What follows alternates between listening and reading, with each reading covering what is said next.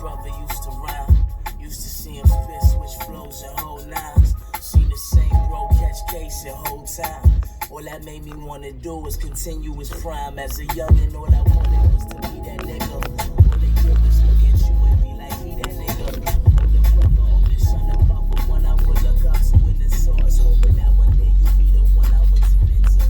Figured it was just a figment of imagination. The magic made this moment happen. Look at me grow with your stature. After all these years they had you waiting in that cell while niggas giving you hell. I knew you was still pacing. And when them cells close and spite cover your eyes, I just pray God let light cover your skies.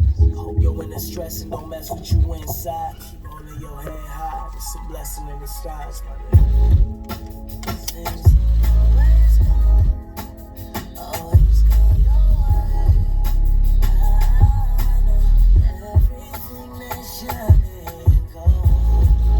I know it might think we're close, but even we can be far away. I know everything that shining gold. Everything that's shining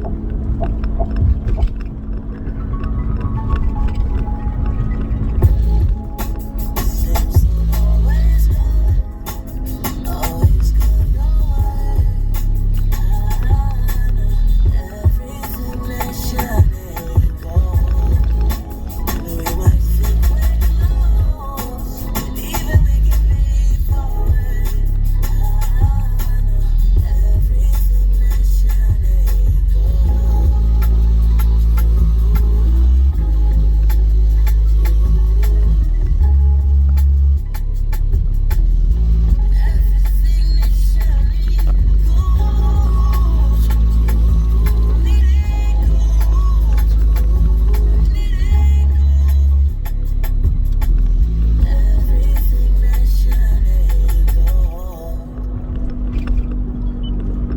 So there you guys have it. That's number 29. It really pains me that I have it ranked this low because Gold is really one of my favorite go-to tracks to play at nighttime, like hands down. Gold is just such a dope joint. From the piano keys, and my apologies for the loud noise. My bearing's really bad. I gotta change that.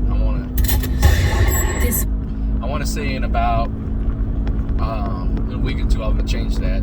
As you saw, that's just going to play number 30, which I already dropped yesterday. But back today,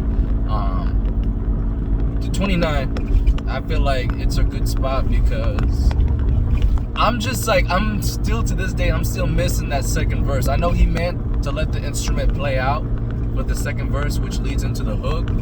But personally, me, I'm like, I gotta get one more verse, you know what I mean? It feels like I'm missing something. I felt like that when I first heard this. I still do, but damn, give me 1 second. Yeah, I had to pull over, man. That bearing was way too loud. I don't even know if you were able to hear me or even the music, but anyways, now I'm stationed.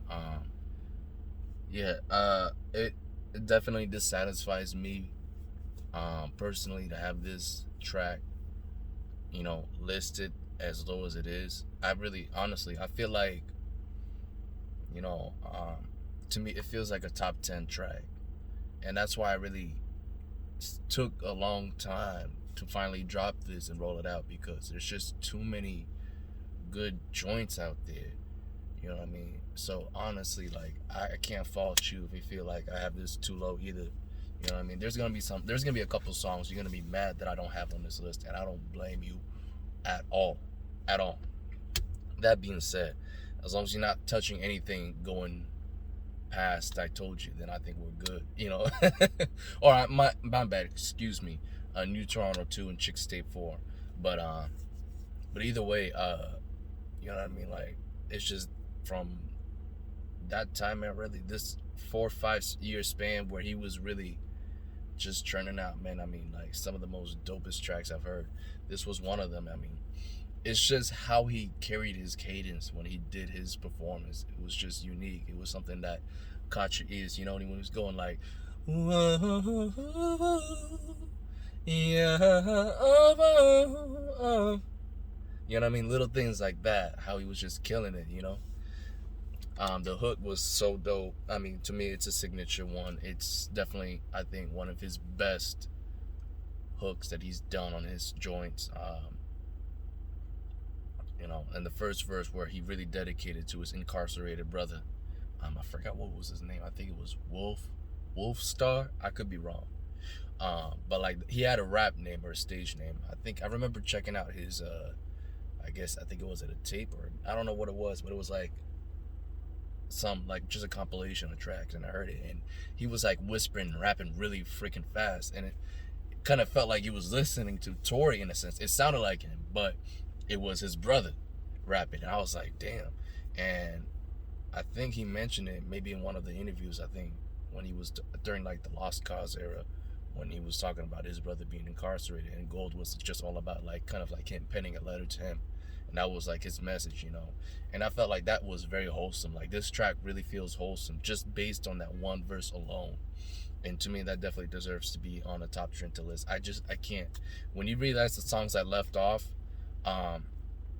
you know, it was tough for me to leave those songs off, but I could not omit Gold from this list, man.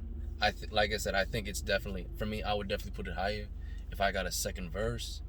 You know what I mean? And maybe if he would have let the instrumental kind of play out for, I don't know, like a little good 20 seconds or so, for, like, you know, as a third silent verse. You know what I mean? But otherwise, though, I think it's still a great joint. You know what I mean? I think beginning to end, the instrumental is already gorgeous as it is. And speaking of which, Gold was produced by, hold on.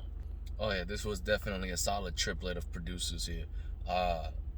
Of course, Tory played Picasso, but I always want to double check because there's always somebody else on there.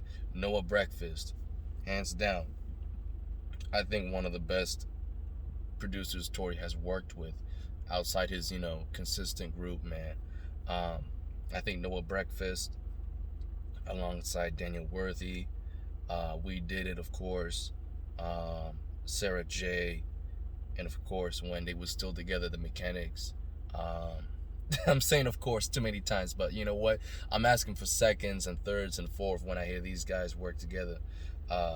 It's just a solid collaboration, man.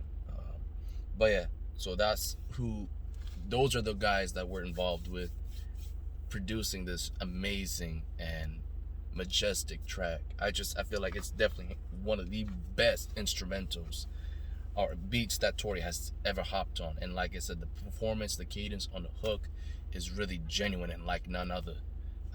Those two factors alone, for me, feels like I said, I don't think I'm doing enough justice putting this at 29. It needs to be higher. But I just feel like maybe if we would have gotten a second verse, I don't know. I think my mind might change on that. I felt that for a long time. So I just want to make that clear. But at the same time, I respect the fact if that's what he intended it to end as, you know, with just one verse as a wholesome and significant, you know, vocal letter to his incarcerated brother, with a silent second verse to kind of like just let the music play out, and then after that end it with the hook and let the song end like that. Lost Cause is just a phenomenal tape, man. It really is. If you really got an open mind, you gotta check it out. That's all I gotta tell folks. His Cadence, the way he carried himself, his mindset during this time, I think was at its best. You know what I mean? I think that's really what's the most important thing when it comes to creating anything. You got to be in the best mindset that you can be in. It's not about being happy. It's about just feeling, like wanting to create something, wanting to put life into something, that's really that feeling. Like, what I'm talking about if you appreciate art in any kind of form, you know what I mean? The little details, all that. It's just, you're very delicate with what you do with things. And that's what the mindset Tory was back in the days, and I think that's what really made him so great and made him stand out. In my opinion, it made him unique amongst other cats out there. But anyways, that's it. That's number 29. Let me know what y'all think. Damn, 29 feels just. This was one of my favorite songs to play off Lost Cause. When I first listened to it, the year it came out, I played Gold probably more than any of the other tracks on this tape, and I just feel like I'm not doing it enough justice personally for me inside, man. I'm like, damn. But it is what it is. 29, I gotta roll with it. You know what I mean? I made y'all wait too long. So I'm gonna see y'all when I do 28 tomorrow.